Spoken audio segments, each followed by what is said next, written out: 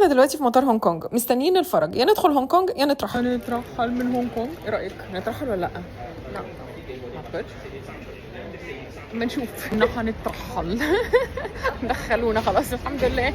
هونج كونج من غير فيزا للمصريين، بس لازم يكون معانا تذكرة عودة، حجز الفندق، الايتنري والحاجات اللي هنعملها، وهيسألونا عن كل الحاجات دي. في المطار مكان نقدر نشتري منه الاكتوبوس كارد اللي بنقدر نستخدمها في كل هونج كونج وكل المواصلات العامة ونشتري بيها حاجات. بس احنا عشان نطلع الفندق اخدنا التاكسي. اللاين بتاع التاكسي منظم جدا، وكمان في حد بيكون واقف هناك بنوريه اللوكيشن اللي عايزينه وبيطبع لنا التكلفة بتاع التاكسي بالظبط. ولو معاكم شنط كبيرة هيربطوها بحبل، ده عادي جدا. وخلي بالكم من الوقت المسافرين فيه هونج كونج عشان هي اوقات كتيرة جدا بتشتي. وصلنا الفندق وعملنا تشيك ان، وطبعا كنا ميتين من التعب. الفندق كانت صغيره بس نظيفه جدا، واللوكيشن بتاع الفندق كان تحفه عشان هو في سيتي سنتر وكمان 5 دقايق من المترو. والاوضه كان فيها كل الامينيتيز وكمان الخزنه، فكنا مرتاحين جدا بالحاجات اللي فيها. وشفتوا البيفور، ده بقى الافتر، ده اللي بيحصل لما بنتين يسافروا مع بعض في اوضه صغيره في مدينه الشوبينج فيها تحفه وكل حاجه فيها رخيصه. بس الفيو بتاع الغرفه الصبح كان خرافه، وكمان الحمد لله ان هي ما مطرتش ولا مره طول الفتره اللي احنا قعدنا فيها في هونج كونج. انا مش مصدقه ان احنا في وسط المدينه وشايفه الجبال والخضره من هنا.